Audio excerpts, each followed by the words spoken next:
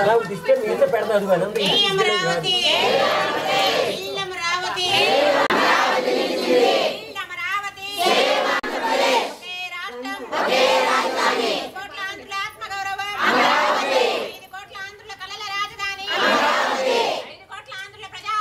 ఎంతమంది దేవుళ్ళని అయితే మొక్కామో అందరు దేవుళ్ళంతా ఏకమయ్యారు.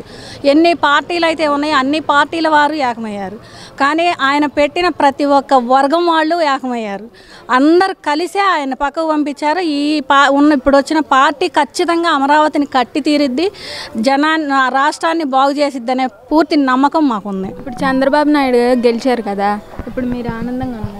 పూర్తి ఆ సంతోషంతో మేము ఉన్నాం. చంద్రబాబు గుడికి అందుకే వచ్చారు. అవునండి, మేము మొక్కులు చెల్లించుకుంటున్నాం. నిన్న ఈరోజు మొన్న కూడా 3 రోజుల నుంచి కూడా మొక్కుకున్న మొక్కులు చెల్లించుకుంటానికి ఈ గుళ్ళ నుండి మా ఊర్లో గుళ్ళల్లో అన్నింటిలో మొక్కులు తీర్చుకుంటున్నాం. ప్రస్తుతానికి ఇంకా చాలా మొక్కులు ఉన్నాయి, చాలా రోజులు పడతాయి మాకు. బాబుగారు సీఎంగా పదవి ప్రమాణ స్వీకారం చేసిన తర్వాత ఇంకా కదిమ మొక్కులు బయట మొక్కులన్నీ తీర్చుకుంటాను మేము వెళ్తాం. బాబు గారు సీఎం అయ్యేందుకు మాకు చాలా సంతోషంగా ఉంది. ఆయన సీఎం సీట్లో కూర్చోబెడితేనే రాజధాని అనేది నిర్మాణం పూర్తి అవుతుందనే ఒక నమ్మకంతోనే ఆయన కోసం మేము కష్టపడ్డాం. మేము రోడ్లు ఎక్కాం, రాజధాని కాపాడుకున్నాం. రాష్ట్ర రాజధాని కోసం పాటుపడే ఒక నాయకుడిని మేము ఎంచుకోగలిగాం.